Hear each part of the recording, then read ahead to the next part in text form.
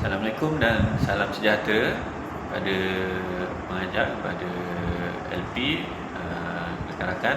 Saya Muhammad Arif bin Ahmad Jelaini, pelajar OUM. So, untuk subjek Clinical Practice Pre-Hospital Care and Ambulance Service NBCP 2424, saya akan menerangkan berkenaan dengan satu tajuk berkaitan satu tajuk cerebrovascular accident ataupun CVA, ataupun yang biasa masyarakat kita sebut sebagai stroke lah.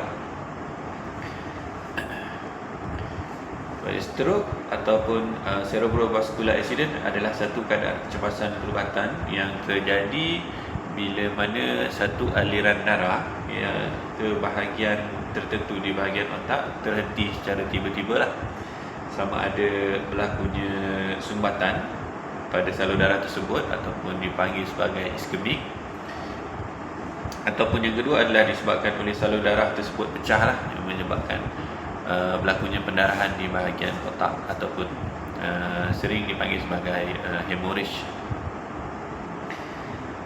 Jadi dalam keadaan stroke, sel-sel otak kehilangan oksigen dan glukos yang penting untuk menghasilkan tenaga. Oksigen dengan glukos ni dibawa oleh darah lah. So darah mengalir melalui salur darah dari ke seluruh bahagian, terutamanya di bahagian otak. Bila salur darah berlaku pecah ataupun berlaku penyumbatan, jadinya salur darah yang membawa oksigen dan glukos ni dia tak sampai kepada sel-sel otak. Jadi bila mana ianya berlaku, maka sel-sel otak ni boleh berlakunya kematian lah. Dalam beberapa minit sahaja sel otak mula rosak dan mati. So oksigen dan glukos sangat penting lah. Jadi bila sel-sel ni tak dapat dalam masa beberapa minit saja, dia boleh menyebabkan berlakunya kematian sel lah. Kerosakan ini menyebabkan gejala neurologi secara mendadak seperti lemah sebelah badan, ketuturan tidak jelas ataupun kehilangan penglihatan. So kerosakan yang disebabkan oleh CVA ni dia akan berlaku disebabkan sel otak ni rosak dalam masa beberapa minit saja. Jadi kita boleh menampak perubahan neurologi secara mendadak lah. Tangan tak boleh nak angkat, kaki, dan biasanya ada bahagian yang berlaku pada sebelah bahagian dan ada yang berlaku pada keseluruhan badan lah. Dan ada keadaan yang menyebabkan pesakit menjadi pertuturan tidak jelas dan juga boleh menyebabkan kehilangan penglihatan lah. Stroke kita boleh klasifikasikan kepada stroke iskemik dan juga stroke hemorrhagic stroke lah. Iskemik disebabkan oleh trombolitik dan embolitik dan juga hypoperfusi sistemik. Bagi stroke pendarahan, dia boleh disebabkan oleh pendarahan intracerebral dan subarachnoid lah. So stroke pendarahan atau hemorrhagic ni dia menyebabkan pendarahan di bahagian lapisan bahagian otak lah. So patofisiologi bagi stroke iskemik adalah ia bermula bila mana salur darah di bahagian otak ni tersumbat, menyebabkan aliran darah menurun dan berlakunya iskemik, yang ini kekurangan oksigen lah, dan akhirnya sel otak mati ataupun nekrosis. Jadi salur darah yang normal berlaku penyumbatan pada salur darah tersebut yang menyebabkan aliran darah ini yang sepatutnya mengalir secara normal, yang membawa oksigen dan glukos, sekarang ni dia terhad, disebabkan oleh aliran darah yang menurun, dan keadaan ini akhirnya akan menyebabkan iskemik lah, dan menyebabkan kerosakan sel-sel di bahagian otak. Dan bagi stroke pendarahan pula, salur darah pecah menyebabkan darah memasuki tisu otak. Bila darah memasuki tisu otak, tekanan intracranial meningkat dan ia boleh menyebabkan berlakunya edema pada bahagian otak lah.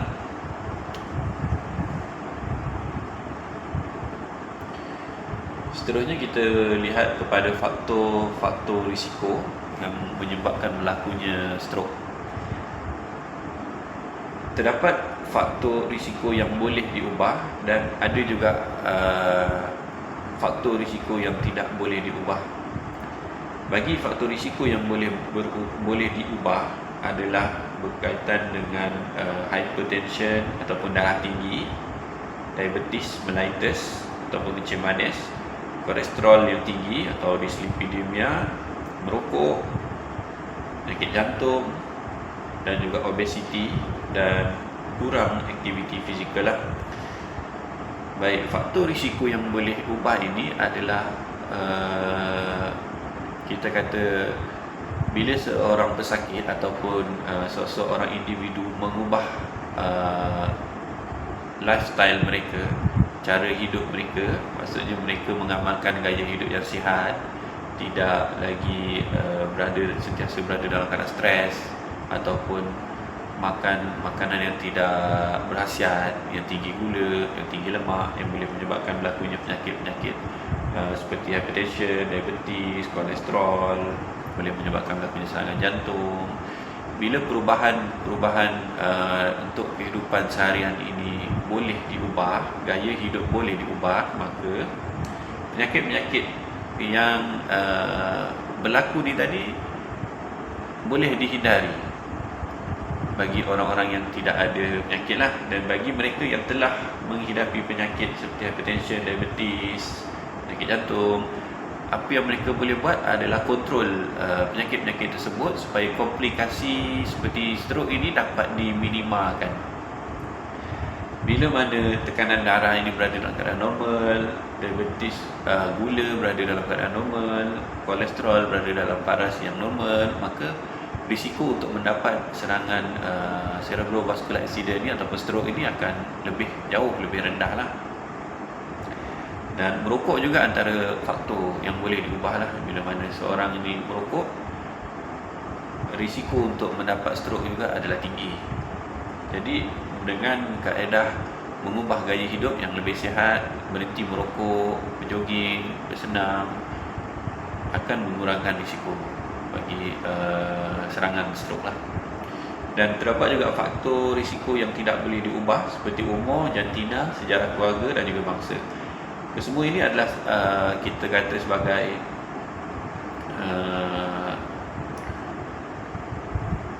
faktor-faktor yang memang semula jadi.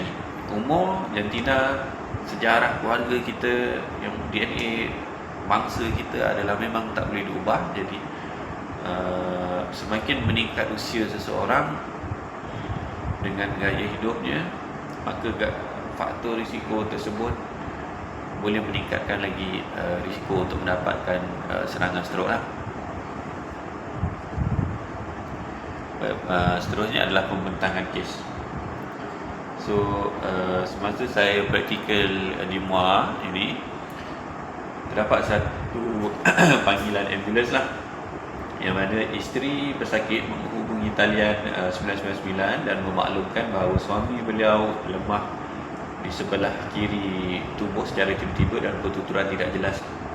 Jadi isteri pesakit yang berada di rumah bersama dengan suaminya, secara tiba-tiba suaminya rebah dan kemudian isteri menghubungi 999 lah, memaklumkan bahawa suaminya mengalami body weakness. Baik, ini adalah butiran pesakit. Pesakit adalah seorang lelaki yang berbangsa Melayu, berumur 52 tahun. Kejadian berlaku di rumah pesakit lah, ketika pesakit bersama dengan isteri di rumah pada pukul 3 petang pada 25 November 2025 lah. Untuk sejarah kesihatan pesakit, sebelum ni pesakit memang menghidapi penyakit lah seperti kencing manis, darah tinggi dan juga dyslipidemia lah. Dan antara ubat-ubat yang pesakit makan sebelum ni untuk mengawal penyakitnya adalah tablet metformin 1 gram 2 kali 1 hari, tablet amlodipine untuk darah tinggi 10 mg pada waktu pagi, dan juga tablet simvastatin 20 mg lah pada waktu malam satu kali. Selain daripada itu, pesakit mendakwa tak ada sebarang alergik ataupun alahan lah. Dan pesakit pesakit juga ada seorang perokok yang tegar, lebih daripada 30 tahun untuk merokok. Pesakit tidak mengambil minuman keras. Pesakit juga telah berkahwin, jadi 3 orang anak lah. Selain pada itu, pesakit dilihat dalam keadaan normal pada siang harinya dan tiba-tiba pesakit jatuh semasa nak ke tandas dalam pukul 2.30 petang lah pada hari tersebut. Jadi bila ambulans sampai, apa yang kita buat adalah kita melakukan primary survey lah. So semasa primary survey, kita melihat pada danger, iaitu keadaan di sekeliling rumah tersebut, di lokasi tersebut. Kawasan tersebut ada selamat, pesakit juga berada dalam keadaan yang tidak membahayakan, berada selamat, dan itu menjamin keselamatan staf lah yang bertugas. Pesakit berada dalam keadaan terbaring lah di dalam bilik. Dan kemudian respon pesakit pada ketika itu adalah pesakit sedar tetapi berada dalam keadaan yang keliru lah, tidak bermaya dan pertuturan tidak jelas lah. Keadaan jalan pernafasan ataupun airway adalah pesakit bernafas secara normal, tidak ada sebarang bunyi bising ataupun rongkai lah. Kemudian pernafasan pesakit bernafas yang agak laju lah, respiration rate ni adalah 25. Circulation tiada sebarang pendarahan, cuma tekanan darahnya ada agak tinggi lah, kita kata tinggi lah, 180 per 110 mm berkuring. Kadar nadinya ada 117 lah, agak laju lah. Dan status neurologinya, pesakit berada dalam keadaan sedar. GCS adalah 15-15 dan bagi ABPU pula pesakit berada dalam keadaan alert lah. Kemudian penilaian FAST, iaitu face, arm, speech, time. Mukanya kerut di sebelah kiri, tangan kiri dan kanan juga dah lemah, pertuturan tidak jelas. Dan last non-well adalah pada 2.30 petang lah. Gejala bermula kurang daripada 1 jam. Dan bacaan gula ada 19.94 milimol per liter. Selain daripada itu, semasa pendedahan pemeriksaan exposure tidak mendapati sebarang ruang dalam anggota badan sikit lah. Jadi apa yang kita buat adalah setelah kita mula dengan penilaian kesedaran pesakit lah. Kemudian kita mengambil tanda vital, tekanan darah seperti dipaparkan lah, 180/110, kadar nadi 117, oksigen adalah 95% lah. Kadar pernafasan 25, GCS adalah 15 lah. Jadi apa yang kita buat untuk pra-hospital care ni, kita bagi terapi oksigen lah, simple face mask 5 liter untuk support oksigen pesakit lah. Dan kita masukkan juga kanula intravenous saiz 18G. Pemantauan tanda vital sepanjang ambulans lah, sepanjang perjalanan kita pantau tanda vital ni 10 minit sekali, macam tu lah.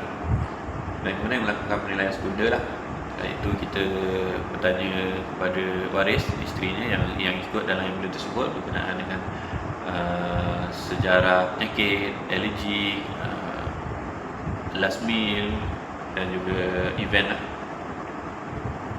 Dan kemudian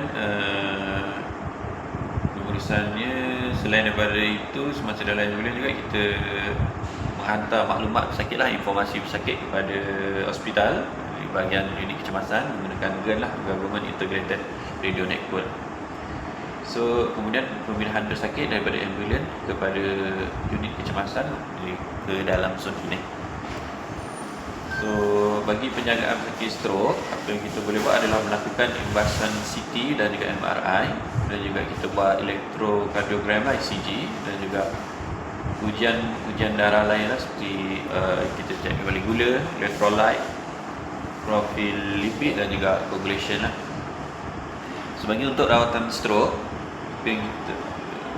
yang boleh buat adalah tempoh masa lah ketika berlakunya stroke ni kita panggil sebagai tempoh emas lah, iaitu kurang daripada 4 jam, yang mana rawatan perlu diberi dengan cepat lah. iaitu dengan melakukan pemberian TPA ataupun alteplase. Kita menggunakan trial lah, iaitu tekanan darahnya kurang daripada 185/110, dan juga dan jika tiada sebarang masalah, kita boleh teruskan dengan mechanical thrombolectomy lah, iaitu untuk sumbatan salur darah besar dalam 6 ke 24 jam untuk kriterial lah. Dan kemudian rawatan umum lah, seperti kawal tekanan darah, kawal gula, antiplatelet lah seperti aspirin selepas CT usahakan bahawa ianya adalah stroke yang bukan hemorrhagic stroke lah. Dan selain daripada itu, kita boleh juga lakukan fisioterapi dan juga rehabilitasi awal. Bagi stroke pendarahan hemorrhagic, apa yang kita boleh buat adalah stabilkan dulu jalan pernafasan, pastikan pernafasan dan peredaran ataupun ABC ini berada dalam keadaan yang stabil lah. Dan kemudian kita kawal tekanan darah. Sasaran kita adalah bawah daripada 140/160 lah. Hentikan ubat pencair darah sebab dia mungkin akan memburukkan lagi keadaan lah. Dan beri rawatan tekanan intrakranial juga lah. Dan jika perlu untuk melakukan pembedahan, kita akan lakukan pembedahan lah. Bagi pendarahan cerebral dengan tanda tekanan pada bahagian otak, dan juga pendarahan subarachnoid disebabkan aneurysm, ini adalah antara contoh-contoh yang memerlukan pembedahan lah. So pencegahan bagi untuk penyakit stroke ni adalah melalui kawalan hypertension, henti merokok, makanan sihat dan sedaman, kawal diabetes. Dan untuk sakit yang telah pun menghadapi stroke, apa yang kita boleh buat adalah pemberian ubat antiplatelet lah bagi stroke iskemik, statin untuk mengawal kolesterol, dan juga kawalan AF lah dengan menggunakan anticoagulation. Jadi kesimpulannya, stroke ialah kecemasan perubatan yang memerlukan diagnosis yang cepat. CT scan penting untuk menentukan jenis stroke lah, dan rawatan segera boleh mengurangkan kerosakan otak, dan pencegahan sangat penting untuk mengurangkan risiko jangka panjang. Ya, itu sahaja daripada saya. Sekian, terima kasih.